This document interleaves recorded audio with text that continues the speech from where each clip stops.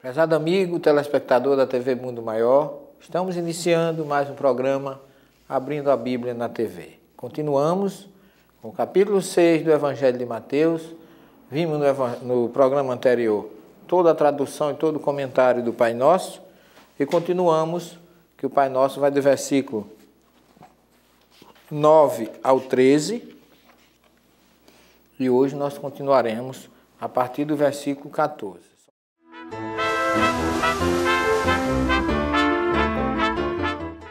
Vamos responder a um e-mail da nossa querida irmã Cláudia Maria Dió Gonçalves.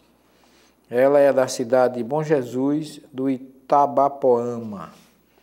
Ela mandou um e-mail aqui sobre o dízimo. Ela pergunta aqui: gostaria de saber se está escrito na Bíblia que é obrigatório o pagamento de dízimo. E aonde se encontra, em qual passagem? Minha querida irmã Cláudia Maria, o dízimo, ou 10ª parte, ou maaser, porque a palavra 10 em hebraico, esre, foi então maaser, agora vem de esre, significa a 10ª parte. Foi instituído o dízimo, não em dinheiro, mas o dízimo agrícola. Quando da implantação das 12 tribos de Israel, quando vem Josué instala as tribos em Jerusalém, 11 tribos receberam terra, uma não recebeu, que foi a tribo dos levitas. E ficou combinado que daquilo que todas as outras 11 tribos plantassem e colhessem, do trigo, das frutas, dos rebanhos, a 10ª parte deveria ser destinada aos sacerdotes e aos levitas. Primeiro porque os levitas ficaram encarregados de auxiliar os sacerdotes no templo e cuidar do templo em suas cerimônias religiosas. Então ficou certo, ficou acordado que eles receberiam a 10ª parte do lucro agrícola. E tem até uma recomendação no livro, num dos livros de Moisés, que quando alguém viajasse para uma outra região, ele vendesse o seu dízimo aqui, pegasse o dinheiro, aonde chegasse em outro local, comprasse o dízimo em material para que ele fosse entregue não em dinheiro, mas naquilo que fosse de lucro ou de colheita agrícola e animal. Portanto, o dízimo foi criado com esse princípio e com essa finalidade.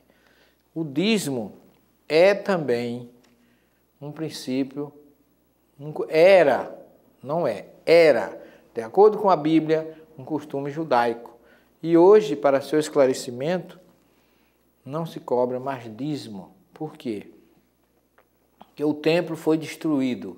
Quando Judas Macabeus reconquista Jerusalém, Esdras e Neemias reconstruíram, reorganizaram, chamou de volta o povo hebreu e a tribo dos levitas não acompanharam. E por isso já ficando de fora, aí automaticamente o dízimo ficou extinto. Portanto, hoje não existe mais obrigação nenhuma de se pagar dízimo. Não significa com isso que você não deva colaborar para as contas, porque toda comunidade tem suas dívidas, mas uma coisa espontânea, sem obrigação. Muitas igrejas utilizam o profeta Malaquias para dizer que leva teu tesouro à casa do Senhor.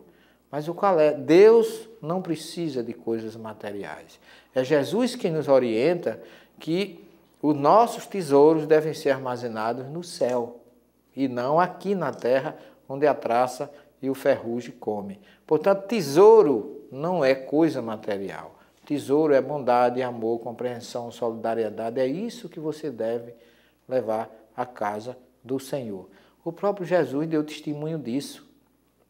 Quando ele fala no Evangelho de Mateus, que a gente se preocupa com o dízimo do cominho e do endro e se esquece do amor e da caridade, que é o mais importante. Portanto, Jesus orientou que o nosso tesouro não é material, ele é espiritual. Portanto, fica bem claro que o dízimo já foi extinto e que o que a gente deve levar à casa de Deus é o nosso amor, são os nossos tesouros espirituais, como Jesus disse. Aquele que armazena tesouro no mundo espiritual, este tesouro a traça e o ferrugem não come. Nós vamos falar disso ainda no próprio Evangelho de Mateus. Próximos versículos serão exatamente sobre essa sua pergunta, onde Jesus diz: feliz o homem que não põe esperança no dinheiro, em coisas materiais. E não devemos esquecer que Jesus nasceu numa manjedoura, não tinha uma pedra onde recostar a cabeça e teve como leito de morte uma cruz. Esse é o exemplo que deve ficar para nós. Nós devemos viver para Ele, em função da sua mensagem, em função do seu exemplo e do seu amor. Nunca viver dele, usufruir coisas materiais de Jesus, porque não é isso que Ele nos ensinou. Portanto, o dízimo não é cristão, é judaico. Portanto, com Jesus, ele automaticamente está extinto. E as colaborações espontâneas, sim, porque nós já temos tanto, minha querida Cláudia, a gente já tem tanto imposto que a gente paga, a gente tem CPMF que ninguém aguenta mais, a gente tem IPTU, a gente tem IOF, a gente tem imposto de toda natureza. Portanto, não mais um imposto religioso que as pessoas querem nos impor. Não, nós somos livres para ajudar. A nossa doutrina espírita não tem dízimo no espiritismo. Nós, cada um, colabora naquilo que pode para as obras sociais, para as contas da casa, porque toda igreja, toda instituição tem que ter a sua manutenção. Agora, não pode ser feito disso um motivo de arrecadação, que eu não quero entrar mais nesse mérito, porque não me cabe a julgar absolutamente ninguém. Cada um tem uma visão daquilo que faz, mas o que eu quero deixar bem claro é que dízimo, de acordo com a Bíblia e com a história, é coisa extinta. Cláudia Maria Gonçalves, obrigado pelo seu e-mail. Escrevam, mandem as suas dúvidas, que nós estaremos aqui para responder. Muito obrigado, Cláudia Maria, pelo seu e-mail.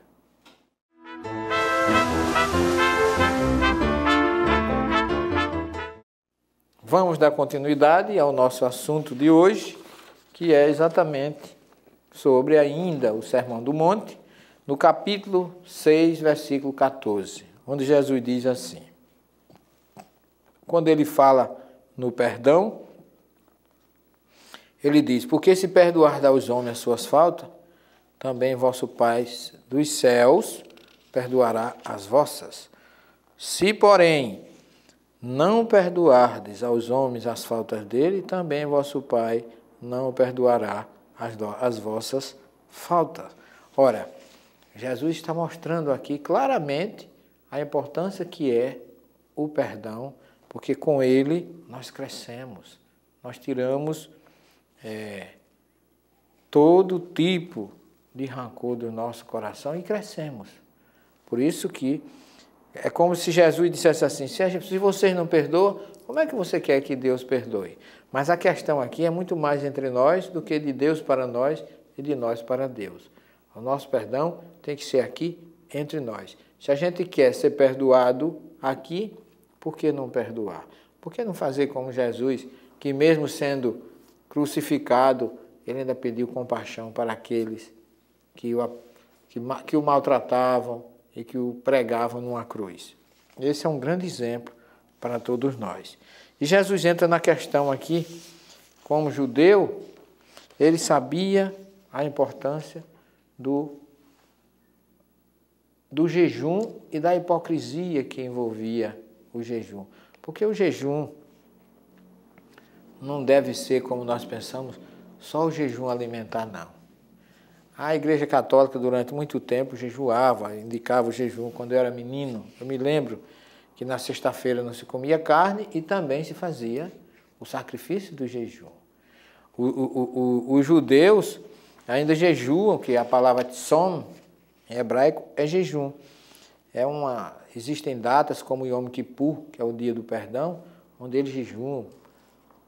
Realmente um jejum longo, mas Jesus recomenda que esse jejum seja feito com moderação. Não precisa as pessoas saberem do que a gente está fazendo.